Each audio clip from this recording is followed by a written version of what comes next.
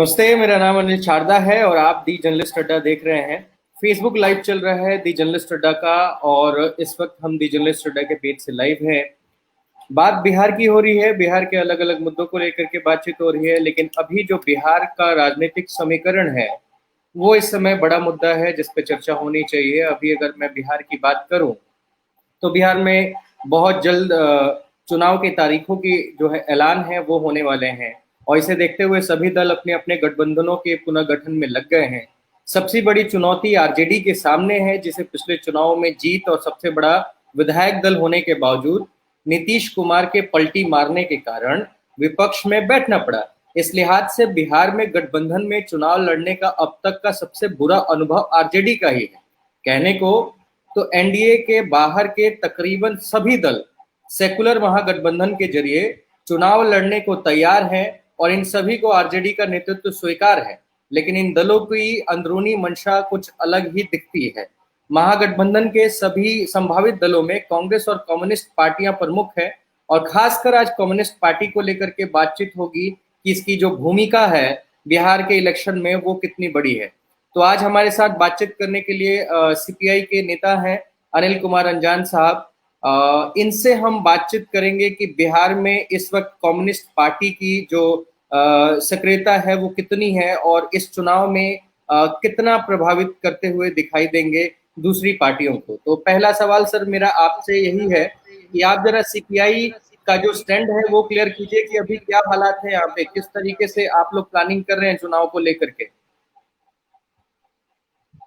बिहार विधानसभा 2020 से पहले लोकसभा का चुनाव संपन्न हो चुका है और लोकसभा चुनाव से पूर्व गांधी मैदान पटना में जो रैली आयोजित की गई थी उसमें तमाम विपक्षी दल के नेता मंच साझा किए थे। तो हम लोगों का प्रयास उसी समय से था और सबों ने स्वीकार किया था पटना गांधी मैदान के मंच से कि जब तक विपक्ष एकजुट नहीं होगा तो एनडीए को हराना संभव नहीं है। लेकिन ये इन प्रतिबद्धता के बावजूद दुर्भाग्यवश उस तरह से वाम मोर्चा के साथ मोर्चा नहीं बन पाया, तालमेल नहीं हो पाया, जिस कारण से आप देख रहे हैं कि चाहे वो महागठबंधन के किसी दल के पक्ष में जो चुनाव परिणाम आया या फिर वाम मोर्चा के पक्ष में जो चुनाव परिणाम आना था वो नहीं आया।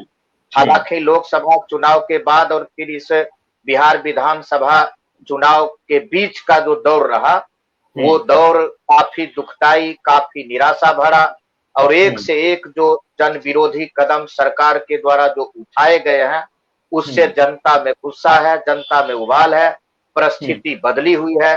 तब भी आज के तारीख में भी हम ये आवश्यकता महसूस करते हैं कि विपक्ष के वोटों का बिखराव नहीं होना चाहिए और विपक्ष अगर एकजुट होकर अगर चुनाव लड़ता है तो यही जनहित में है, यही देश हित में है।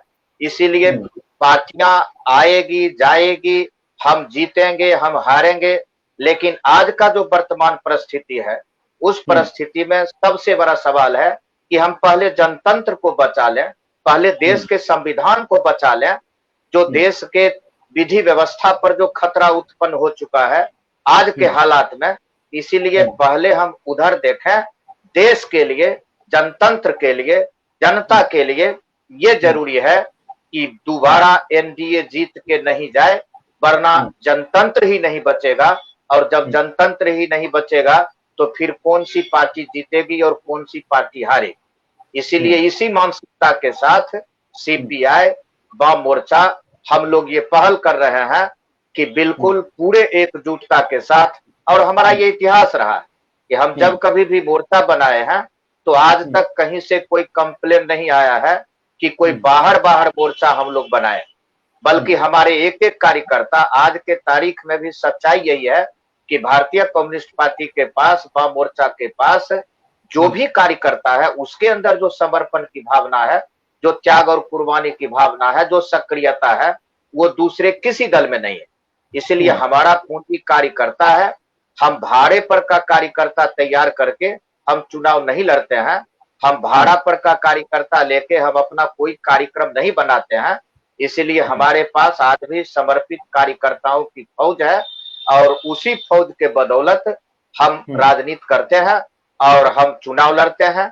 इसीलिए यूं तो आप देख चुके हैं कि सीपीआई और दूसरा तमाम विपक्षी दल पहले हम ये चुनाव आयोग से गुहार लगा चुके हैं कि अभी जब देख रहे हैं कि वैश्विक महामारी कोरोना से जब पूरा का पूरा जब देश जूझ रहा है, विश्व जूझ रहा है, बाढ़ की विभीषिका से हम परेशान हैं, करा रहे हैं, तो ऐसी स्थिति में पहले जनता को बचाना चाहिए और हम जो जितना ताकत हमारा बचेगा चुनाव के लेके ये दुर्भाग्य होगा। इसलिए पहले जनता को बचाया जाए, जान है तो जहान है।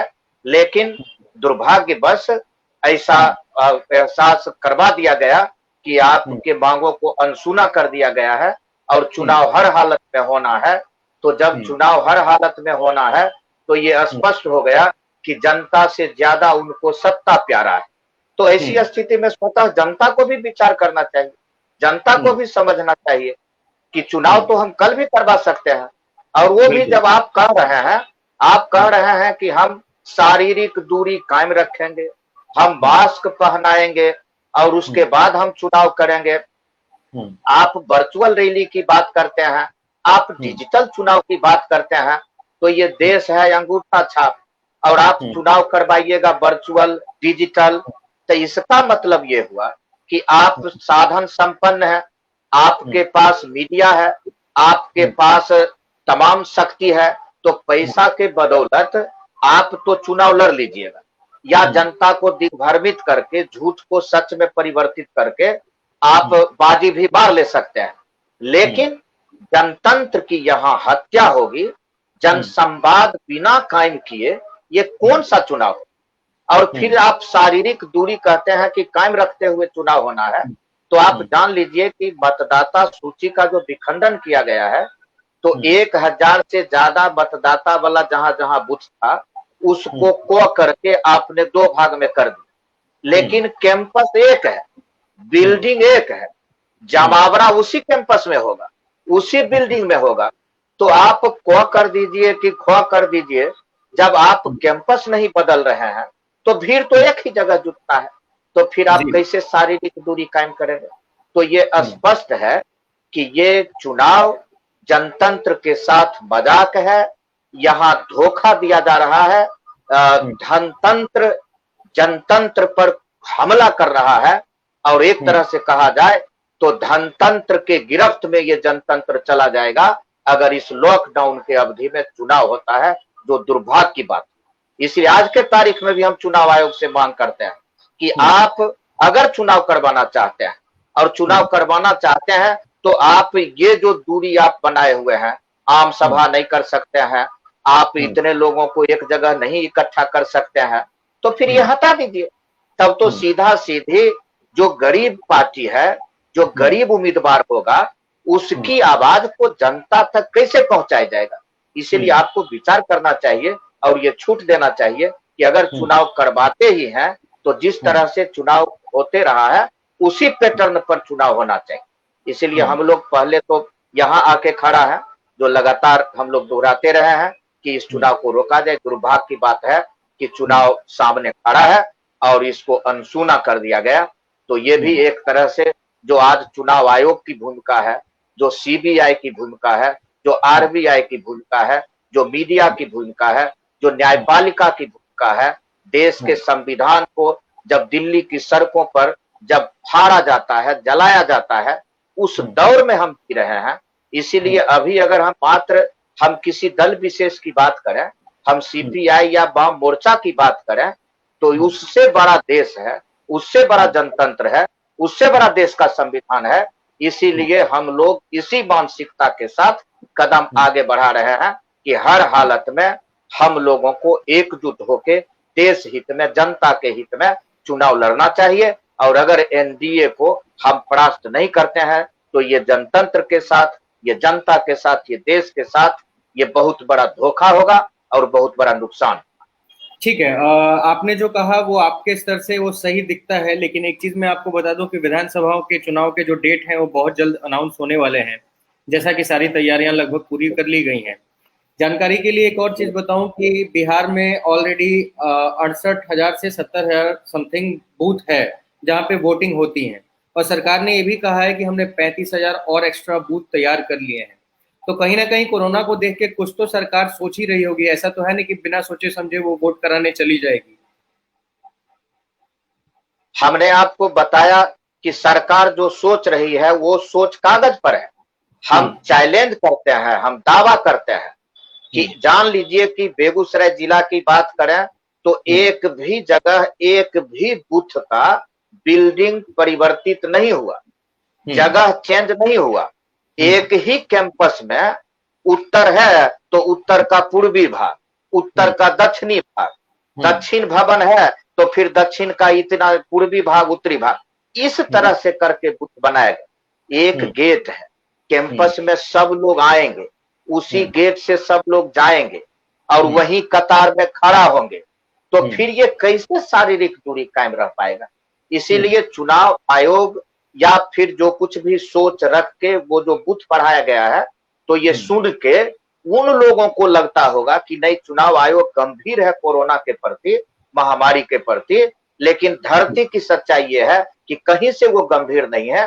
भीड़ उसी तरह से जुटेगी और हम उस महामारी के चपेट में हम जा सकते हैं, इससे इनकार नहीं किया जा सकता है। ये धरती की सच्चाई है। देखिए, हम लोग जो बातचीत कर रहे हैं उसके साथ कुछ लोगों के सवाल भी हैं और कुछ लोग कमेंट्स भी कर रहे हैं। उनमें से मैं एक सवाल ले रहा हूँ कि दिवाकर कुमार हैं, ये बेगूसराय के ही रहने वाले हैं, और इनका कहना है कि पहले सीपीआई गरीब की पार्टी हुआ करती थी लेकिन अब अमीरों की बन गई है, और जिस तरीके से सीपीआई अपने काम में बदलाव लेके आई है, इन्हीं कारणों से शायद कन्हैया हारे भी हैं। तो आप इस बात को कितना मानते हैं? हम कल भी गरीब के पक्ष में आवाज उठाते थे, आज भी गरीब के पक्ष में आवाज उठाते हैं। इसलिए अमीर के पक्ष में जाने का अगर सवाल होता तो हम अर्थाभाव की जो बात कर रहे हैं तब हम भी डिजिटल चुनाव के दौर में होते। अकेला वाम मोर्चा है, सीपीआई है, जो कोई बता दे कि किसी कारपोरेट घराना से हमने चंदा लिया है। अब अगर समय समय पर इस तरह की सूची अखबार में भी आते रहता है, इसलिए कोई बता दे।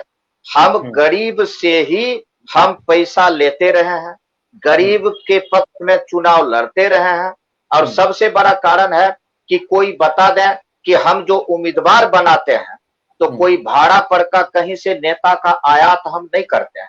जिस किसी विधानसभा से हम चुनाव लड़वाते हैं वो हमारा जमीनी कार्यकर्ता होता है, जो दिन रात जनता के लिए, दल हित में, देश हित में जो काम करते रहता है।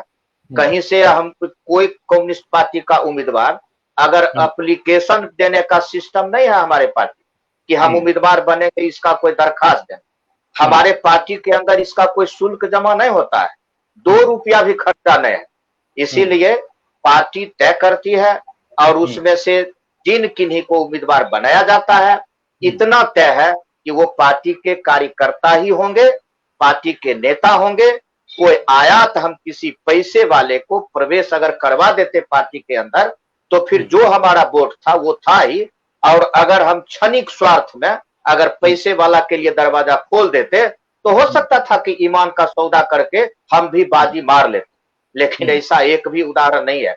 कुछ ऐसे लोग दरवाजा खटखटाने आए भी, लेकिन कम्युनिस्ट पार्टी अपना ईमान का राजनीति, अपना सिद्धांत का राजनीति किया। कम्युनिस्ट पार्टी का कभी पांव नहीं डगमगाया, और ऐसे लोगों के लिए ना कल दरवाजा खुला था ना आज खुला है।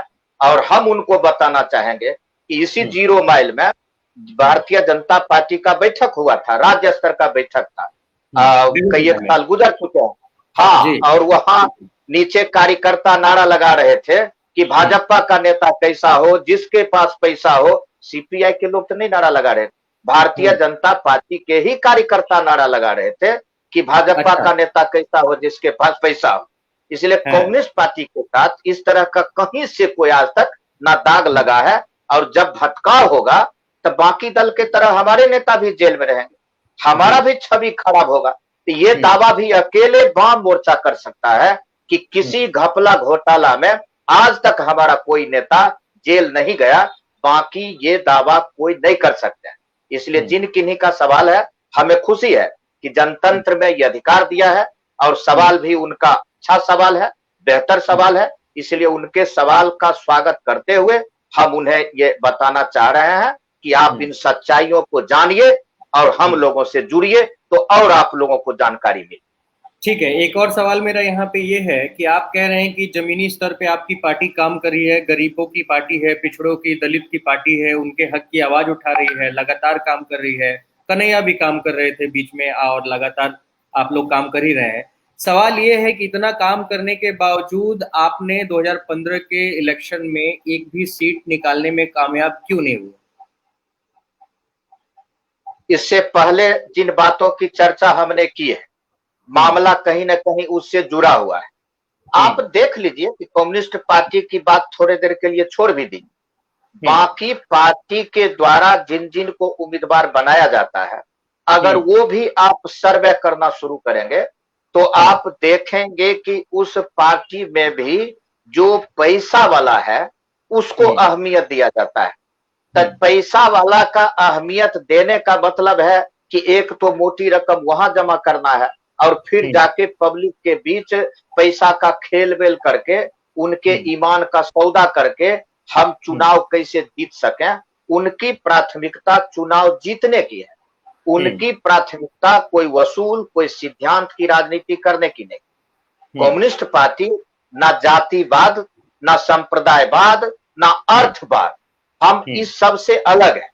दुर्भाग्य है कि आजादी के बाद जो नैतिक पतन हुआ, क्रमशः आप देखते जाइए कि इससे पहले के जो भी हमारे मुख्यमंत्री रहे हो या जो भी कोई पार्टी सत्ता में गया हो, आप हाल फिलहाल तक लोकसभा में जब पूर्ण कांग्रेस आई, यूपीए 1 की सरकार थी और नरसिम्हा राव प्रधानमंत्री थे, और उस दौर में भी उस नैतिकता देखिए कि जब वार्ता के लिए वो जाते हैं विदेश, तो वहां भारत का पक्ष कौन रखेगा, तो इसके लिए अटल बिहारी वाजपेयी जी का नाम आता है। तो ये जो मॉरल था, ये जो नैतिकता था, ये क्रमशः गिरते चला गया, और वो जो गिरते चला गया ये पूंजीवादी व्यवस्था का एक सोची समझी राजनीति का हिस्सा है। हम आपको एक उदाहरण देंगे कि जिस स्कूल से सुभाष चंद्र बोस, भगत सिंह, राम प्रसाद बिस्मिल, अशफाक उल्लाह खां, बाबा साहब डॉक्टर भीमराव अंबेडकर सरीखे वीर सपूत पैदा लिया इस देश का, उस स्कूल में अब बच्चे के हाथ में खिचड़ी खिलाने के नाम पर, पोषाहार योजना के नाम पर कटोरा थमा दिया गया। अब जिस बच्चे को हाथ में हमने कटोरा थमा दिया, अब उस स्कूल से क्या सुभाष चंद्र बोस पैदा लेंगे? क्या भगत सिंह, राम प्रसाद बिस्मिल, अशफाक उल्लाह खां, बाबा साहेब डॉक्टर भीमराव अंबेडकर पैदा लेंगे? इसीलिए ये साजिश किया जा रहा है कि एक के हाथ हमें कंप्यूटर होगा जो बड़ा बड़ा मुन्ना सेठ का बेटा है, और गरीब के बेटा के हाथ में कटोरा होगा। चूंकि ये गीली मिट्टी को हम अभी से ही हम इसको भिखमंगा बना दें, ताकि कल के दिन जब इसका वोट लेना होगा तो आराम से हम इसके ईमान का सौदा कर सकें। तो ये एक हिस्सा है पूंजीवादी व्यवस्था का कि किस तरह से नैतिक पतन किया गया, और उसमें शिक्षा नीति बहुत जिम्मेवार है।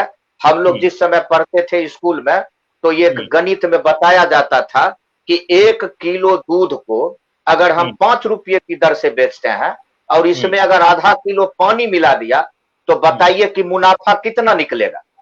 अब हिसाब लगता है और यहाँ बात लगता है कि भाई मुनाफा का है, जोड़ के बता दो कि कितना निकलेगा। लेकिन वह प्रत्यक्ष रूप से बात मुनाफा का नहीं है, बात दूध में पानी मिलाने का है।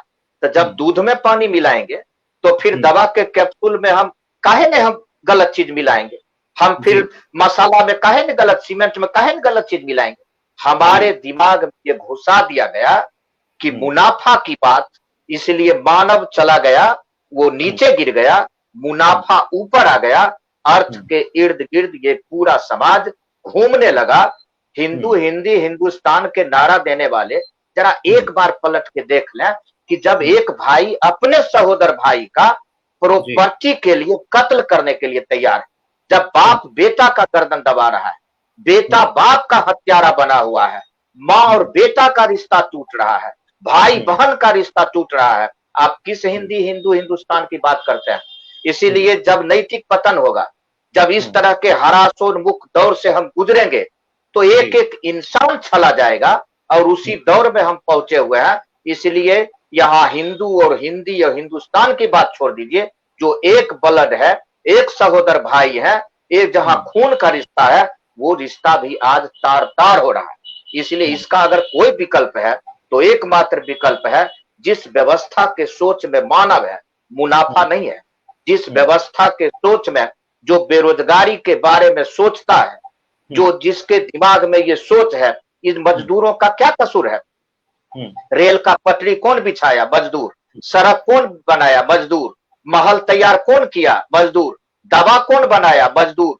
जूता कौन बनाया? मजदूर। बिस्कुट कौन बनाया? मजदूर।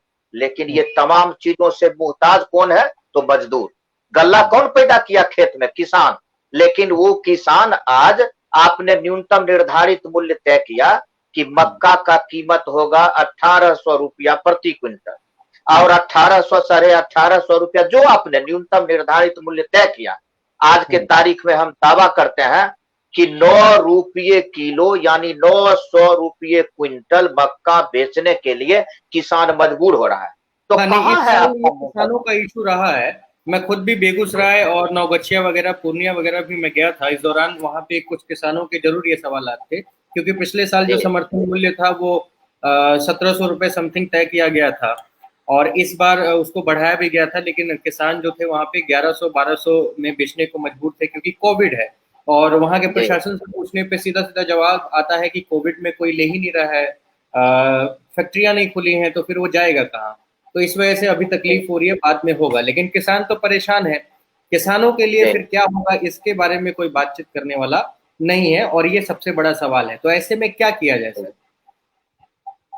अब सवाल है कि अब कोविड का बहाना बना के और किसान का गल्ला आपने 1.5 गुना फसल का लाभकारी मूल्य देने का वादा किया। अब 1.5 गुना फसल लाभकारी मूल्य देने की बात छोड़ दीजिए, आपने डीजल पेट्रोल का दाम बढ़ा दिया, वहां भी कोविड है। और इतिहास की पहली घटना है कि डीजल का दाम चला गया पेट्रोल के समक्ष। किसान फसल का जो सिंचाई करता है तो उसमें डीजल का उपयोग करता है, तो आपने लागत मूल्य इतना बढ़ा दिया, खाद का कीमत बढ़ गया, डीजल का कीमत बढ़ गया, आपने बीज का भी कीमत बढ़ा दिया। अब कीटनाशक दवा का जो उपयोग किया जाता है, अब जो किसान अपने खेत में कीटनाशक दवा का छिड़काव करते हैं, अब वो कहते हैं ये जो खरपतवार जो उग आता है, अनुपयोगी घास, उसको मारने के लिए अब वो छिड़काव से नहीं मरता है। अब वो बेचारा किसान इधर ही दवा भी खरीद के ले गया, छिड़काव भी किया, और वो घास उसी को उसी तरह से रह गया। अब फिर उसको मजदूर चला के खुरपी के सहारे से उसको निकालना पड़ गया। तो एक तरफ से तो ये लागत मूल्य इस तरह से बढ़ता चला गया, और दूसरी तरफ ये व्यवस्था करना आपका जिम्मेवारी था कि ऐसी स्थिति में जब हम कह रहे हैं कि न्यूनतम निर्धारित मूल्य इतना होगा, तो फिर उसके खरीद की व्यवस्था भी तो आप करते, उसके रख रखाव का व्यवस्था करने की जिम्मेवारी आपके ऊपर था। किसान तो बेचारा कर्जा के मारे बेचेगा ही फसल, उसको घर में रखने का जगह नहीं है, वो अपने तो किसी तरह से शुगर के खोह की तरह वो किसी तरह से रह रहा है, तो उसके ऊपर कर्जा है, कर्जा लेके फसल उगाया, फसल रखने का जगह भी नहीं है, इसलिए उसका तो मजबूरी है वो बेचेगा। और यही फसल जब 2 रुपये खरीद के जब चला जाएगा व्यापारी के पास, पहुना सेठ के पास, और यही किसान बेचारा तब जब बोरा लेके जाएगा मक्का खरीदने के लिए, कोई फसल खरीदने के लिए, तब उसका कीमत कहां पहुंच जाता है? तो ये दोहरी मार किसानों को झेलना पड़ रहा है, और ये एक सोची समझी साजिश है सत्ता पक्ष का कि किसान का सवाल गौण कर दो, मजदूर का सवाल गौण कर दो। और सवाल है कि किसान मजदूर का सवाल गौण कर देंगे तो फिर वोट कहां से लेंगे? तो उसके लिए नया सिगुफ्फा है कि उसको हिंदू बना दो, उसको मुसलमान बना दो, उसको जाति में बांट दो, और यहाँ जब गठबंधन होगा, जब ये हो जाएगा, तो अमुक जाति के अमुक नेता, अमुक जाति के अमुक नेता। तो इस तरह से जाति और संप्रदाय में जब विभाजित कर दिया जाता है, तो दुर्भाग्य है कि जनता को भी याद नहीं रह जाता है कि हम कितना छले गए हैं, कितना ठगे गए हैं। इसीलिए जरूरत इस बात की है कि जाति और संप्रदाय के आधार पर नहीं, बल्कि पेशा के आधार पर सोच अगर जनता का जिस दिन मतदाता का बन जाएगा, तो वो दूध का दूध और पानी का पानी हो जाएगा। और खुशी की बात यह है कि अभी जी, ये जो आप बात कह रहे हैं वो बहुत ही अच्छी बातें कर रहे हैं, लेकिन काश कि जो बिहार के नेता और तमाम देश के जो नेता हैं वो इस पैटर्न पे काम करें। लेकिन उनके लिए जी तो चुनाव का मतलब ही जातियां हैं, और जितनी जी डिफरेंट डिफरेंट जातियों को टारगेट किया जाएगा उतना अच्छा वोटिंग उनका परसेंटेज बढ़ता है। तो इसको जी सुधारना, और पता नहीं कब बदलाव होगा इसके बारे में तो कुछ आइडिया नहीं है। फिलहाल मैं आपको सीपीआई से बाहर लेके आ रहा हूं और बिहार की राजनीति में नीतीश कुमार के पिछले 15 साल के कार्यकाल के ऊपर नजर डालने के लिए, उस पर सवाल करने के लिए मैं आ रहा हूं। मैं आपसे जानना चाहता हूं कि आपने इन 15 सालों में क्या कुछ देखा, और आपके जो गठबंधन के साथी हैं आरजेडी, जो बिहार में मुख्य विपक्ष पार्टी है, बड़ी पार्टी है, लगातार 2005 से पहले और सन 1990 से लेकर के 15 साल सत्ता में रहती है, तमाम तरह के गुंडा राज और हर तरह के उस पर आरोप लगते हैं, वो कितने सत्य हैं ये सब कोई जानता भी है। बावजूद इसके 2005 के बाद नीतीश कुमार आते हैं सुशासन बाबू के एक चेहरे के सहारे, और तमाम विकास के दावे करते हैं, लेकिन वो विकास अब 15 साल बाद ऐसा लग रहा है कि वो सिर्फ पेपरों में रह गया है, वो कहीं बाहर आया नहीं है।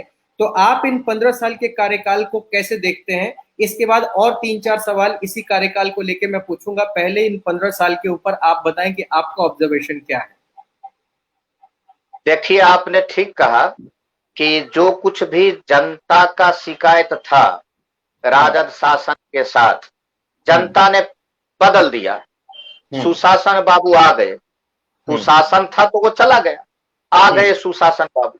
तो जब हम्म। सुशासन बाबू आ गए तो हम्म। फिर वो, अगर कहीं पूरे राज्य में अगर सुशासन दिखाई दे तो हम्म। हम एक जिम्मेवार राष्ट्रीय पार्टी का कार्यकर्ता होते हुए, हम हम्म। भले ही विपक्ष में हैं, लेकिन हम नीतीश बाबू की सराहना करते और हम उनका समर्थन करते। दुख हम्म। की बात यह है कि उसी हम्म। सुशासन में, अब अभी हम्म। देख लीजिए, ये लॉकडाउन की अवधि में हम हम्म। आपको बेगूसराय से ही कुछ एक उदाहरण देके ये स्पष्ट कर देंगे कि किस हम्म। तरह से राज सत्ता के संरक्षण में पुलिस अपराधी गठजोड़ काम कर रहा है। हम्म। हम आपको बता दें, बेगूसराय के इसी बीरपुर थाना के अंदर विक्रम हम्म। पोद्दार नाम का एक नौजवान पुलिस कस्टडी में, और उस हम्म। पुलिस कस्टडी में उसकी हत्या हो जाती है।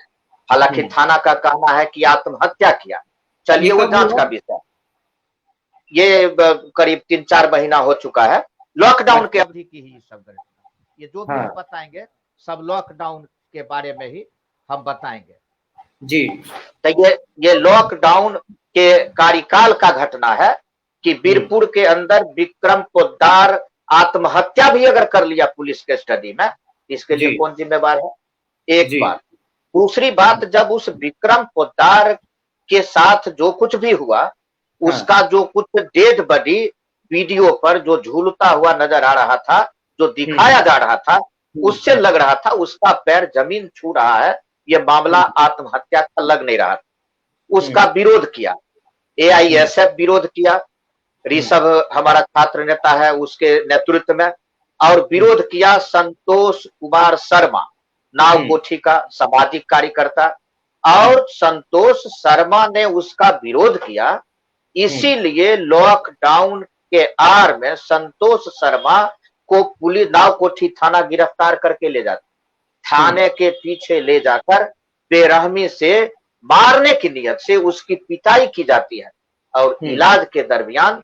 संतोष शर्मा मौत हो जाती है। तो हम्म। विक्रम पोद्दार, हम्म। संतोष शर्मा, हम्म। हाल फिलहाल ये रजौड़ा और साख पथ पर दो हम्म। नौजवान की हत्या कर दी गई। हम्म। पुलिस ने क्या कहा कि यह सड़क दुर्घटना का मामला है।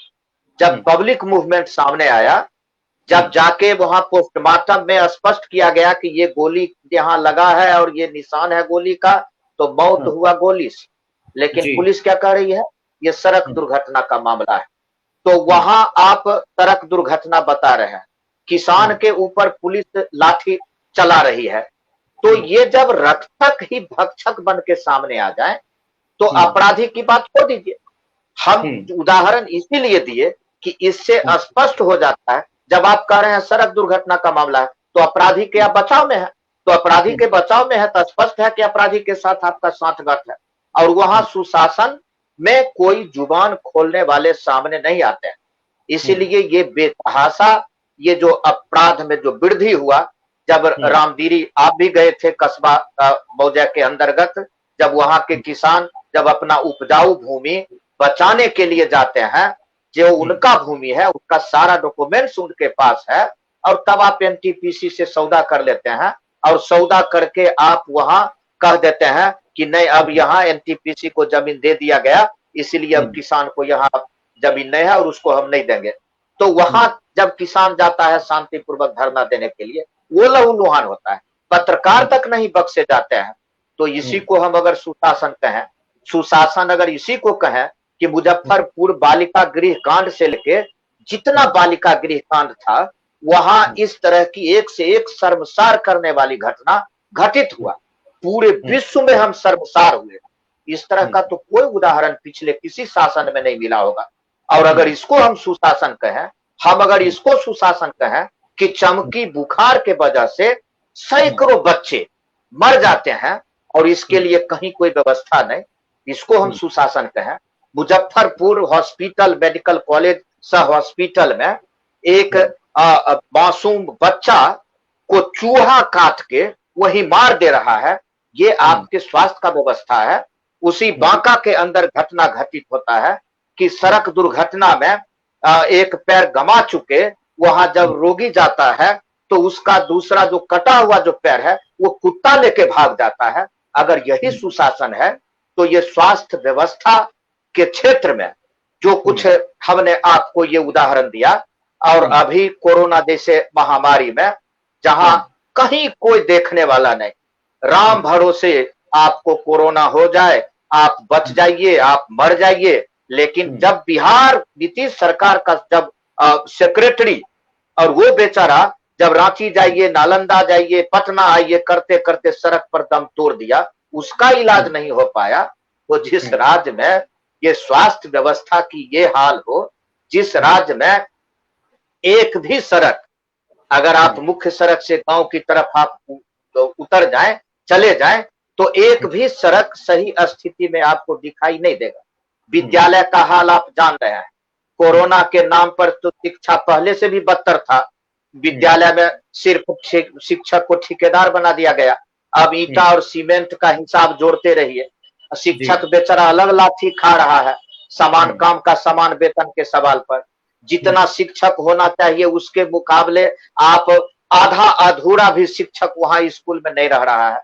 तो शिक्षा से आप गरीब लोगों को आप कह रहे हैं कि नहीं अब हम शिक्षा भी जो देंगे ऑनलाइन, एक एक पर क्या खर्चा है। तो इस तरह से शिक्षा से भी वंचित हो रहा है। विद्यालय का रखरखाव ठीक नहीं है। वहां हम आज की तारीख में भी स्वच्छ जल की व्यवस्था नहीं कर पाए हैं, हम शौचालय की व्यवस्था नहीं कर पाए हैं। तो स्वास्थ्य के क्षेत्र में, शिक्षा के क्षेत्र में, सड़क के क्षेत्र में, और फिर जिस कदर से अपराध में जो लगातार वृद्धि हुआ है, इन तमाम बातों को देखने के बाद भी अगर कहते हैं ये एक से एक घपला घोटाला, सृजन घोटाला से लेकर, और तब भी अगर कहें कि नहीं सुशासन है बिहार में, तो ये तो कहने के लिए है। अब उस पर तो उनके साहस का तो निश्चित रूप से धन्यवाद देना चाहिए कि ऐसे शासन को भी अगर सुशासन कहा जाता है, जहां दिन दहाड़े भारतीय जनता पार्टी के नेता बलात्कारी निकलते हैं और पूरी पार्टी सड़क पर आ जाए, उसके बचाव में उस राज्य को भी, उस व्यवस्था को भी अगर सुशासन कहा जाए, तो उनके साहस का हम निश्चित रूप से हम इस्तकबाल करेंगे कि भाई वो इतना साहसी हैं या फिर निर्लज कहें, जो भी कहें। इसलिए सुशासन बाबू का ये जो कुछ भी पोल का ढोल था वो खुल चुका है। सुशासन के आड़ में दुशासन का राज है, और वही दुशासन आज द्रौपदी का चीरहरण कर रहा है। और यही सच्चाई है जो नीतीश सरकार के राज में, जिसे वो सुशासन कहते हैं, जिसे वो कानून का राज कहते हैं। एक भी थाना में जाके कोई आदमी एक एफआईआर करवाने के लिए जाए, और वो अगर सही तरीका से उसका एफआईआर हो जाए, अपने अनुभव से कोई जाके देख ले, तो हम मानेंगे कि चलिए भाई कहीं ना कहीं से भ्रष्टाचार में भी कोई कमी आया है। दूर होने की बात तो छोड़ दी, तो भ्रष्टाचार भी और बढ़ गया। कल तक जो रेट था उसमें और वृद्धि हो गया। कल तक टेबल के नीचे से छुपा के लेते थे, आज टेबल ठोक के रहे हैं। एक से एक राजस्व कर्मचारी आप देख रहे हैं कि सीआई सीओ पकड़ा जा रहा है। दारू का कारोबार खुद होता है थाना से। पटना में तो शराब माफिया ने पुलिस की किस कदर पिटाई की, ये तो उसका वीडियो वायरल हुआ, ये सब लोगों ने देखा। तो शराब माफिया का मनोबल कितना बढ़ गया, तो उसी शराब माफिया का जो मनोबल बढ़ता है वो पुलिस और शराब माफिया का जो तारतम्य है, जिसका संरक्षण बिहार सरकार से प्राप्त होता है, इसी के कारण मनोबल इतना अपराधी का बढ़ गया कि पुलिस तक को पीटा जाता है। तो यही इनका सुशासन है। चूंकि दारू के नाम पर भी बहुत हंगामा हुआ कि हमने दारू बंद करवा दिया, हमने ये भी व्यवस्था लागू कर दिया। इसीलिए देख लीजिए, यही बेगूसराय मुफस्सिल थाना में दारू पकड़ाया था और इस तरह से अवैध कारोबार वहां से होता था दारू का। तो एक से एक उदाहरण है कि अब इधर उधर नहीं, दारू आपको लेना हो तो पुलिस से ही मिलिए, थाना से ही लीजिए, वहीं से सारा व्यवस्था आपका हो जाएगा। यही है इनका सुशासन। यही मतलब कुल मिला के विकास का मॉडल है आपके नजर में?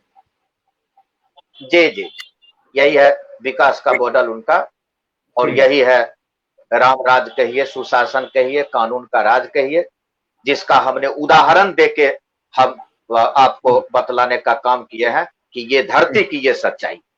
बाकी तो जब टीवी देखेंगे, जब अखबार पढ़ेंगे, तो उसमें तो सुशासन दिखाई देगा, उसमें सुशासन दिखाई दे। सबसे दुर्भाग्य की बात है कि जनतंत्र का जो एक मजबूत स्तंभ मीडिया था, वो मीडिया घुटना टेक दिया। अब आप हैं तो आपने हमारे जैसे लोगों का इंटरव्यू लेना कबूल किया, वरना कौन पूछता है। तो जहां इस तरह से और मीडिया जो चाहे वो कर दे सकता है, उनके हाथ में ये जादू है।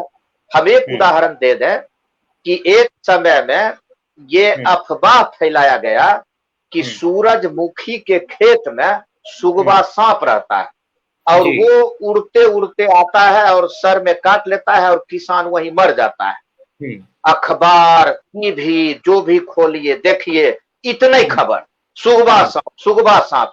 नतीजा क्या हुआ कि जो फसल लहलहा रहा था सूरजमुखी का, किसान बेचारा डर से गया और उस फसल को काट गिराया। बाजरा क्या था? बाजरा था कि जो बड़ा बड़ा धन्ना सेठ जो तेल का आयात करके गोदाम में भर के रखे हुए था, उसको लगा कि अब ये एक एक किसान, एक एक गांव, एक एक घर तेल के मामले में आत्मनिर्भर हो जाएगा। तो हम जो हिसाब जोड़े थे, तो ये हमारा तेल का क्या होगा, अब तो हमारा कमाई नहीं होगा इस तरह से।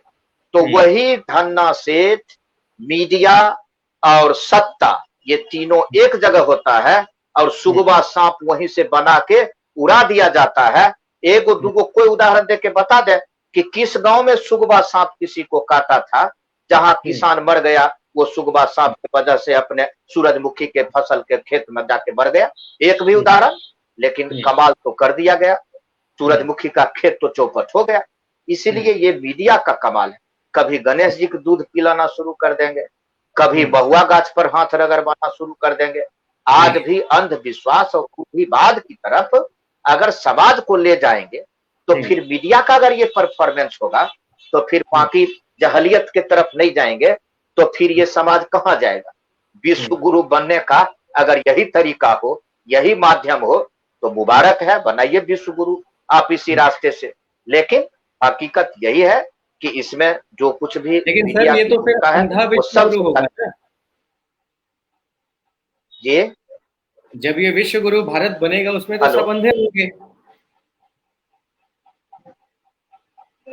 आवाज कट रही है जी, मैं ये कह रहा हूं कि जब देश विश्व गुरु बनेगा तो उसमें सब अंधे लोग होंगे।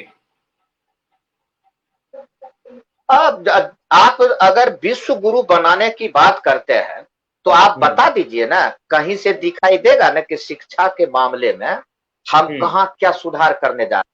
तो जब आप तमाम चीजों का निजीकरण करते करते आप शिक्षा का भी आपने सीधा सीधी बाजार में एक बिकाऊ वस्तु बना दिया, तो प्रतिभा तो गरीब के बच्चे भी प्रतिभावान हो सकते हैं, पैसा वाला का बेटा ही प्रतिभावान हो ये तो कोई जरूरी नहीं है।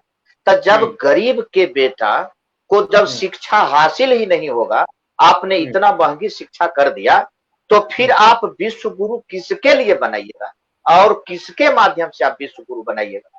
अगर अंबानी या अडानी या टाटा बिरला डालमिया आदि मस्तान सिधानिया जैसे पूंजीपतियों तक को ही आप देश समझते हैं तो आप बना सकते हैं विश्व गुरु।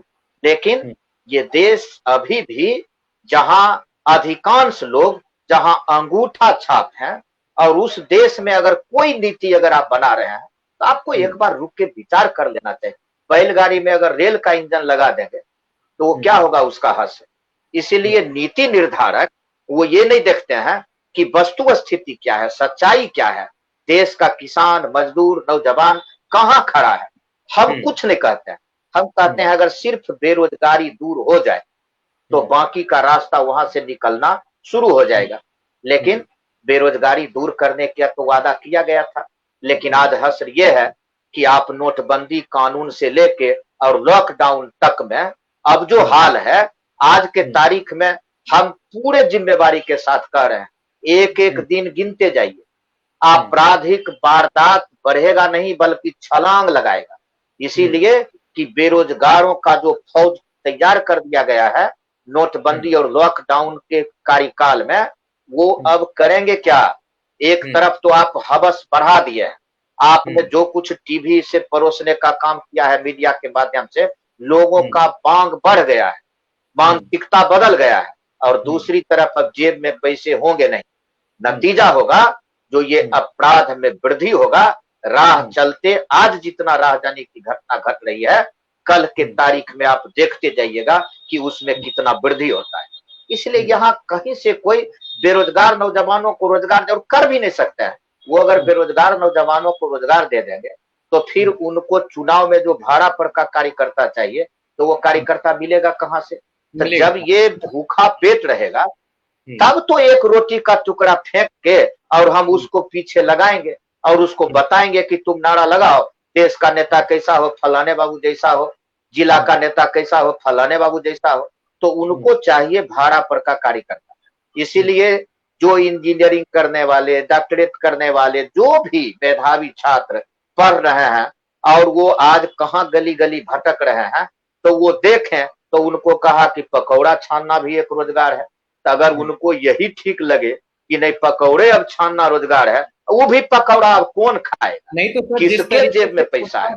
इसीलिए पकौड़ा वाला भी एक सेकंड, जिस तरीके से कोरोना काल में प्रधानमंत्री श्री नरेंद्र मोदी जी ने जिस तरीके से दिए जलवाए और थालियां पिटवाई, आज सितंबर का महीना है सर, वो बात अप्रैल की थी, आज सितंबर का महीना है और सितंबर में ऐसा हो रहा है कि देश भर के जो छात्र हैं वो 5 सितंबर को दिया जलाते हैं, मोमबत्ती जलाते हैं और 9 तारीख को थाली बजाते हैं, अपना विरोध जताते हैं कि हाँ ये बेरोजगारी आपने बढ़ा दी है, 2 करोड़ नौकरियां खत्म हो गई हैं और नए रोजगार है नहीं।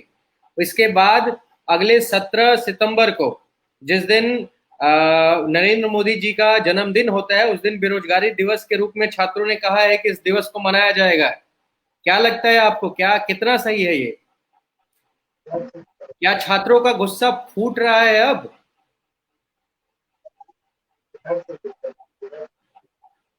आवाज थोड़ा कट कट के आई, लेकिन हम जहां तक समझ पाए हैं तो एक आईना दिखाने का काम किया गया।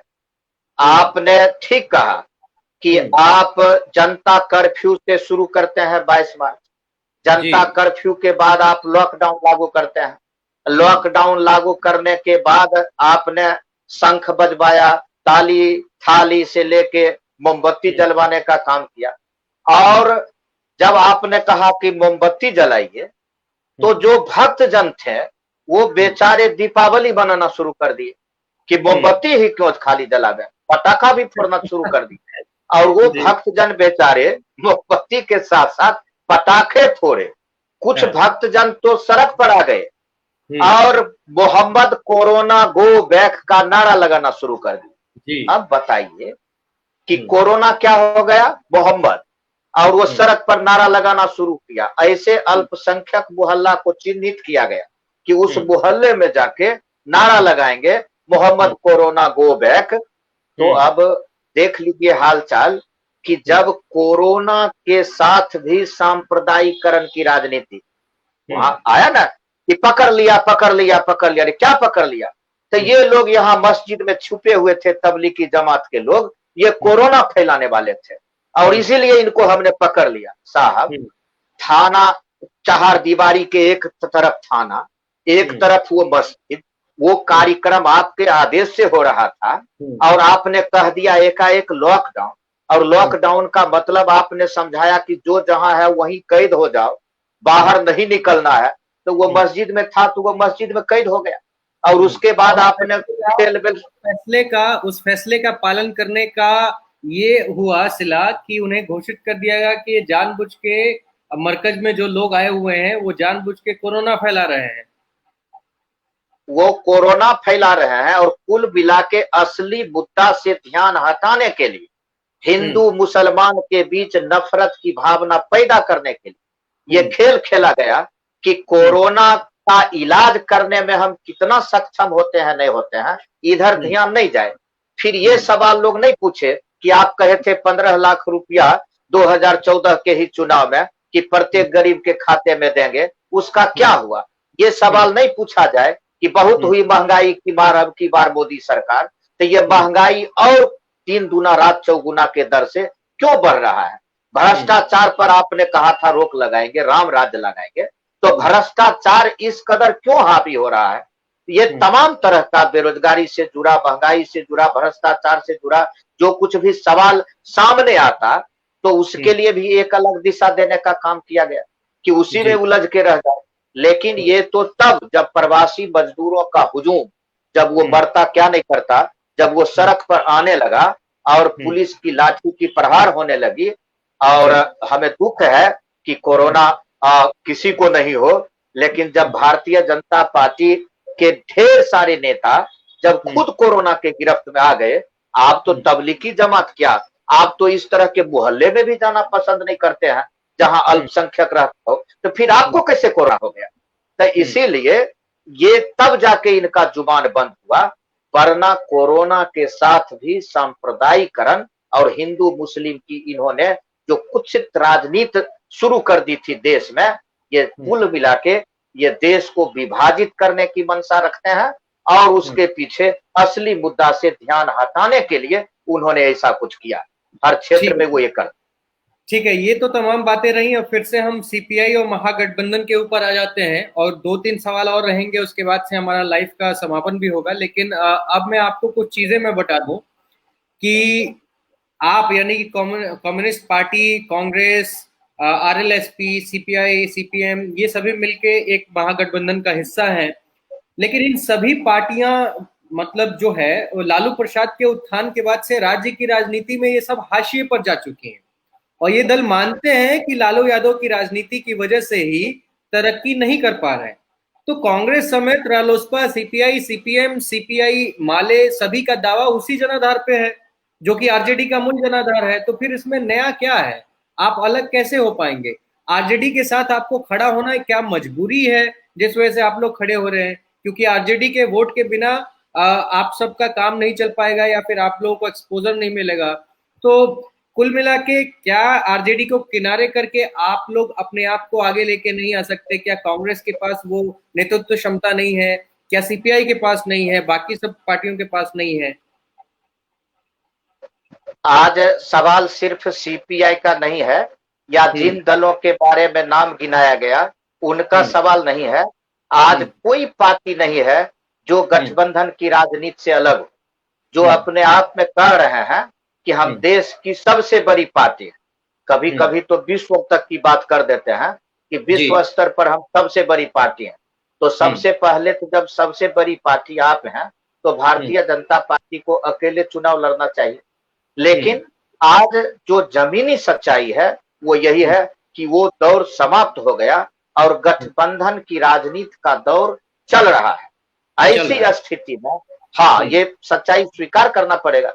और जब गठबंधन के दौर में जब हमसे ज्यादा कुवत रखने वाले, ज्यादा औकात रखने वाले, जब वोट के ही आकलन के आधार पर बताया जाता है या मेंबरशिप के आधार पर या जो कुछ भी पैसा, धन, दौलत, सब कुछ के आधार पर, तो जब बड़ी पार्टी आप गठबंधन करने के लिए विवश हो जाते हैं तो हमें भी यह स्वीकार करने में कहीं कोई अतिशयोक्ति नहीं है कि ये गठबंधन की व्यवस्था है, इसीलिए हम गठबंधन में जा रहे हैं।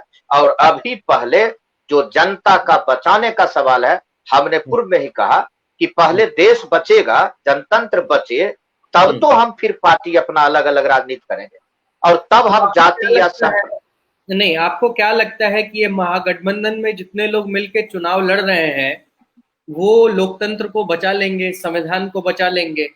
क्या ये साफ सुथरे लोग हैं? क्या ये दूध के धुले हुए लोग हैं? क्या आरजेडी में जो लार्जेस्ट नंबर ऑफ क्या बोलते हैं विधायकों की लिस्ट है, जिसके पास 82 सीटें उसने जीती हैं 100 में से, तो आपको क्या लगता है कि उनके सारे के सारे लोग दूध के धुले हैं जो संविधान को बचाएंगे? हम कह रहे हैं जितनी भी पार्टियां हैं उनके पास नेतृत्व क्षमता नहीं है, और उन्हें ये भी नहीं मालूम है कि बिहार के लिए अगला प्लान क्या होना चाहिए। अगर आप सत्ता में आते हैं तो आपकी प्रायोरिटी क्या होगी और उसे निर्धारित समय में किस तरीके से पूरा करना है। क्योंकि शिक्षा का व्यवस्था जो चौपट हो चुकी है नीतीश राज में, और बुरा हो गया है जैसे लालू राज में था। उसके बाद से कानून व्यवस्था जो जा रहा है वो दिख ही रहा है, सुशासन अब कुशासन की ओर चल पड़ा है। तो ऐसी स्थिति में आप आएंगे तो करेंगे क्या? किस तरीके से साबित होगा? कैसे संविधान बचाएंगे? हम जब कभी भी, चाहे लोकसभा में हमारा प्रतिनिधित्व या विधानसभा में हमारा प्रतिनिधित्व रहा है, संख्या अगर सीमित भी रहा है, तब भी गरीबों के पक्ष में हमने जो काम किया है वो अपने आप में वो अद्वितीय है। इसीलिए हम आपको बता दें कि बैंक था राजा महाराजा का, राजा महाराजा के अलावे उस बैंक के दरवाजे तक कोई गरीब नहीं पहुंच सकता था। लेकिन जब इंदिरा गांधी की सरकार अल्पमत में आई और वो जब भारतीय कम्युनिस्ट पार्टी से समर्थन मांगने गए, तो हमने कहा कि आपको सबसे पहले बैंक का राष्ट्रीयकरण करना होगा, तब हम आपका समर्थन करेंगे। उसी दौर में काला बाजारी पर रोक लगाने के लिए, जो उसी दौर से चालू हुआ, हमने कहा कि आपके अंदर कोई ऐसा नीति नहीं है कि अगर एक तरफ गोदाम में माल भरा पड़ा रहता है और दूसरी तरफ कृत्रिम अभाव पैदा करके आप लोगों को जो विवश कर देते हैं, जो महंगाई के चपेट जो शिकार हो जाते हैं, तो फिर वो आप ऐसा कानून बनाइए। और तब जाके कानून बना जो आप गोदाम में एक सीमित मात्रा तक ही कोई भी खाद्य वस्तु या अन्य सामान आप रख सकते हैं। तो हमने आज वृद्धावस्था पेंशन का सवाल है, तो केरला के अंदर अगर कम्युनिस्ट पार्टी का राज बना और वहां हमने लागू किया, तो फिर पार्लियामेंट में आकर जितना एमपी हमारे पास था वो खड़ा हो गए कि अगर एक राज्य में हम ये कर सकते हैं तो पूरे देश में क्यों नहीं लागू होगा। इसी तरह से बंगाल के अंदर एक भयंकर तूफान आया, मिट्टी का जो भी घर था वो सब धाराशायी हो गया, और तब केंद्र सरकार के पास जाके वहां बंगाल सरकार ने कहा कि ये खुले आसमान के नीचे रहने के लिए विवश हैं, इन गरीबों का घर बनाया जाए। केंद्र सरकार ने कहा यह संभव नहीं है। कम्युनिस्ट पार्टी बंगाल में थी, तमाम गरीबों का घर बना दिया और केंद्र सरकार के मंत्री से आके उसका उद्घाटन करवाया, और बाद में तमाम एमपी खड़ा हो गए कि अगर एक राज्य में गरीबों का घर बनाया जा सकता है तो पूरे देश में क्यों नहीं। और तब आप देख रहे हैं इंदिरा आवास से लेके प्रधानमंत्री आवास योजना तक जो आज आप देख रहे हैं वो कम्युनिस्ट पार्टी की लड़ाई का नतीजा है। जन वितरण प्रणाली की दुकान आज केरला के अंदर आज के तारीख में भी 14 वस्तु जो सस्ते दर पर कंट्रोल से वहां के पब्लिक को मिल रहा है। यहाँ क्या हो गया कंट्रोल का हालचाल, यहाँ धीरे धीरे करके कल तक पहले साबुन भी मिलता था, पहले मार्किन का कपड़ा मिलता था कंट्रोल से, चीनी मिलता था, चीनी तो हाल फिलहाल तक मिलते रहा, वो सब गायब हो गया। अब मिट्टी का तेल भी गायब हो गया, अब नगर निगम में साफ हो गया और उधर पंचायत में भी हाफ हो गया और वो भी जाने जाने पर।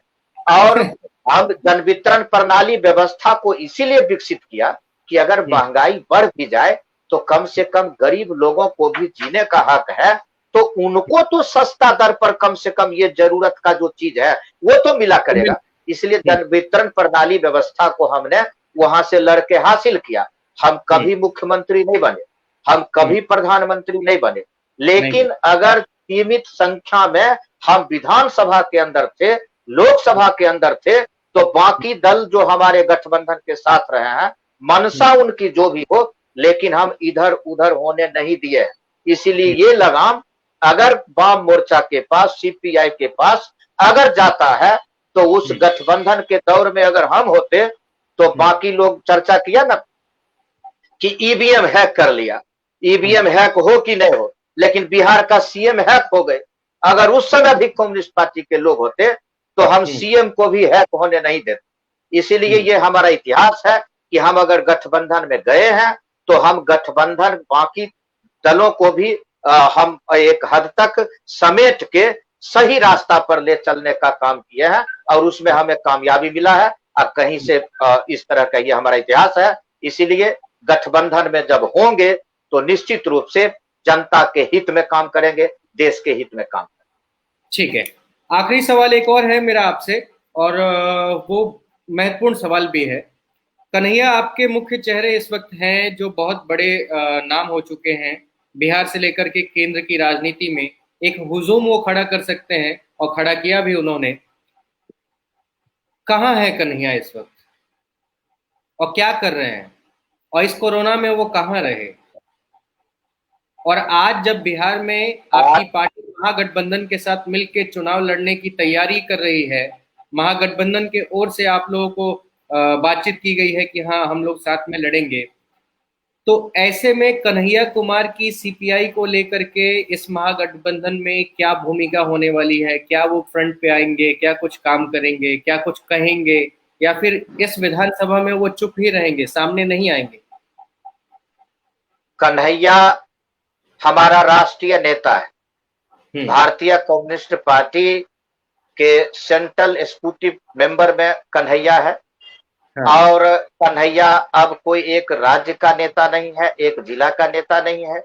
और जब आप कहते हैं कि कहाँ रह गया कन्हैया, तो लॉकडाउन में रह गया कन्हैया। जब सरकार ने लॉकडाउन लागू किया, और अगर उस लॉकडाउन को तोड़ के कन्हैया के बारे में आप खूब अच्छी तरह से जानते हैं कि वो जिस रोड से जाएगा या जहां कहीं भी रहेगा, तो लॉकडाउन टूटेगा। और लॉकडाउन टूटेगा तो जो देशद्रोह का तगमा देने वाला, जो झूठा केस मुकदमा करके उसको फंसाने का काम किया, तो उस जगह पर कन्हैया कोई छोड़ते। इसीलिए कन्हैया सरकार के उस फैसला को लागू किया। भले खुद भारतीय जनता पार्टी के नेता चले गए हो कोटा से अपने बेटा को लाने के लिए लॉकडाउन तोड़ के, लेकिन हम विपक्ष में रहते हुए भी हमने सरकार के इस फैसले का आदर किया। हम लॉकडाउन में थे, इसी वजह से कन्हैया को आप निश्चित रूप से बिहार के अंदर या फिर बेगूसराय के अंदर आप नहीं देख रहे हैं।